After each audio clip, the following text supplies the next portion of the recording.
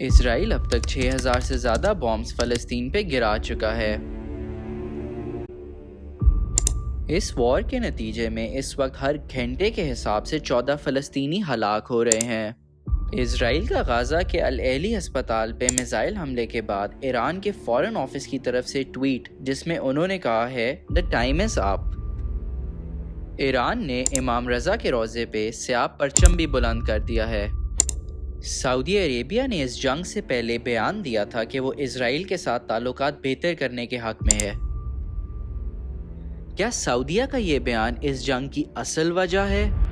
کیا فلسطین اور اسرائیل کی جنگ اس بیان کا نتیجہ ہے؟ کیا ایران اب اس جنگ میں کودنے لگا ہے؟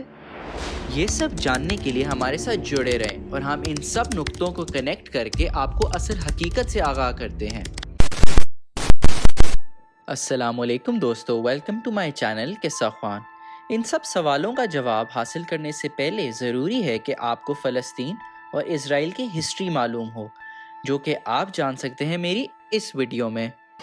تو چلیں اس سارے مسئلے کو سمجھنے کے لیے سب سے پہلے چلتے ہیں جنوری 2021 میں، جب سعودی فارن منسٹر پرنس فیصل بن فرحان نے بیان دیا تھا کہ سعودیہ اسرائیل کے ساتھ تعلقات بحال کرنے میں انٹرسٹڈ ہے۔ اس کے ٹھیک 6 مہینے بعد جون 2021 میں سعودی کراؤن پرنس محمد بن سلمان اسرائیلی پرائم منسٹر نفتالی بنیٹ سے ملاقات کرتے ہیں سعودی عربیہ میں، اور نومبر 2021 میں جو بائیڈن سعودیہ جاتے ہیں اور کراؤن پرنس محمد بن سلمان سے کہتے ہیں کہ اگر وہ اسرائیل کے ساتھ تعلقات بحال کر دے تو امریکہ سعودی کے ساتھ ایک ڈیفنس پیکٹ سائن کرنے کو تیار ہے۔ اس ڈیفنس پیکٹ کے تحت امریکہ سعودیہ کو ایک سول نیوکلیئر پروگرام بنانے کی مدد کرنے کے لیے تیار تھا۔ ان سب میٹنگز کے بعد جنوری 2023 میں سعودی اور اسرائیل کی پہلی جوائنٹ ملٹری ایکسرسائز ہوتی ہے، جس کا مین مقصد ایرانی ڈرون کو ٹیکل کرنا ہوتا ہے۔ اس ایکسرسائز کے فوراً بعد ہی سعودی اپنی ایئر سپیس اسرائیل کے لیے کھول دیتا ہے۔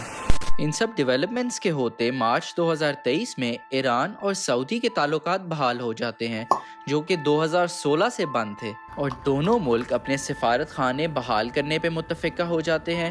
سعودیہ یمن میں ہوتیز کے خلاف، جو کہ ایک تہران سپورٹڈ گروپ ہے، سیز فائر کا اعلان کر دیتا ہے۔ ایک منٹ رکے، کیا بہت ساری انفارمیشن ساتھ جمع ہو گئی ہے؟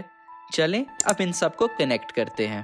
سعودیہ کا یو ایس اے کی سربراہی میں اسرائیل سے ہاتھ ملانا ایران کے لیے بہت الارمنگ سچویشن تھی۔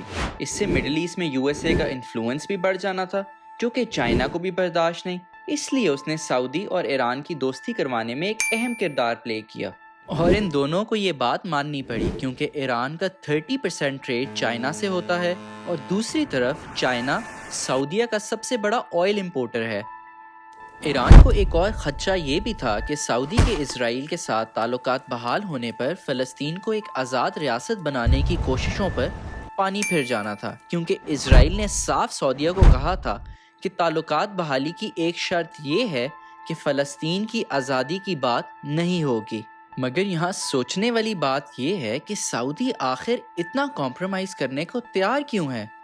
آئیے میں آپ کو بتاتا ہوں۔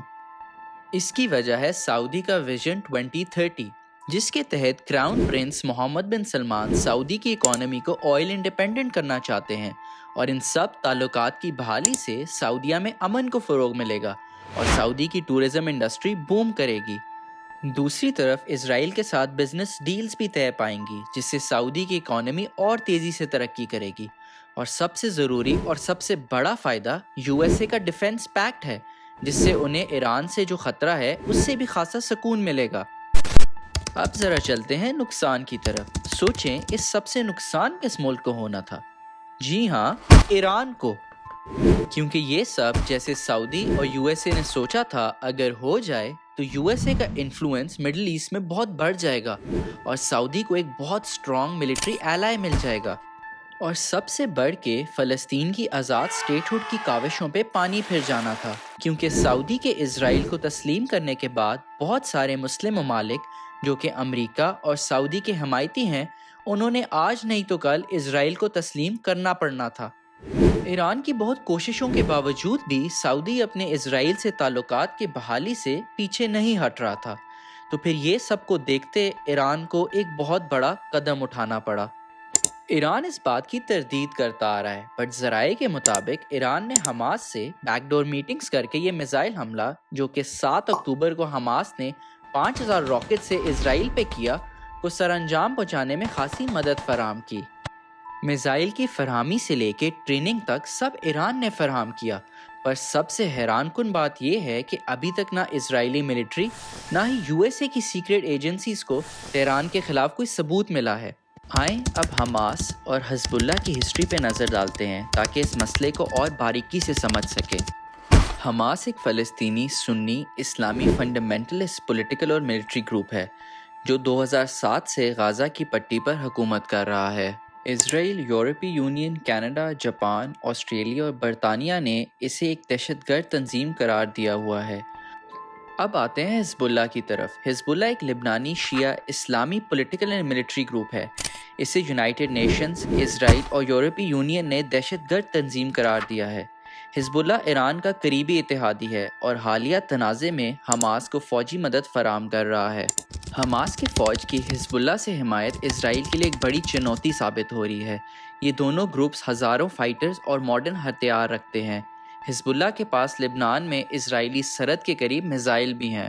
اگر یہ دونوں گروپس اپنی قوتوں کو یکجا کر لیں تو وہ اسرائیل کے لیے ایک سنگین خطرہ بن سکتے ہیں۔ چلیں اب واپس چلتے ہیں ایران کی جانب۔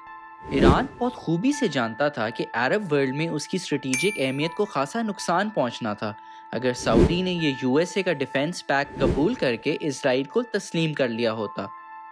اب اس جنگ کے بعد جو اس وقت بھی جاری ہے، جس میں 10,000 سے زیادہ لوگ اب تک ہلاک ہو چکے ہیں، اینڈ غازہ اسٹرپ جو ایک ملبے کی تصویر پیش کر رہی ہے، سعودی نے فی الحال اسرائیل کی ڈیل کو سائیڈ پہ رکھ دیا ہے۔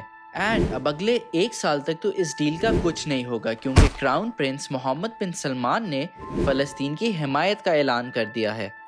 ایران کے لیے یہ ایک جیت ثابت ہوئی ہے جس میں اس نے یو ایس اے کو عرب ورلڈ خاص طور میں سعودیہ میں آنے سے روک دیا ہے، اسرائیل اور سعودی کی دوستی میں بھی رکاوٹ پیدا کر دی ہے، اور سب سے بڑھ کے فلسطین کی آزاد اسٹیٹ ہوڈ کی جدوجہد میں ایک اور نیو امید کی کرن ڈال دی ہے۔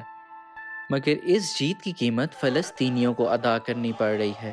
ایران نے شاید سوچا نہ تھا کہ سچویشن اتنی ہاتھ سے باہر بھی جا سکتی ہے۔ یہی وجہ ہے کہ وہ اب اس جنگ میں کودنے کو تیار ہے تاکہ فلسطینیوں کو مزید نقصان سے بچا سکے۔ اب یہ سارے فیکٹس میں نے آپ کے سامنے رکھ دیے ہیں۔ اب آپ سوچیں اور فیصلہ کریں، کیا ایران کا یہ جنگ لگانا صحیح تھا؟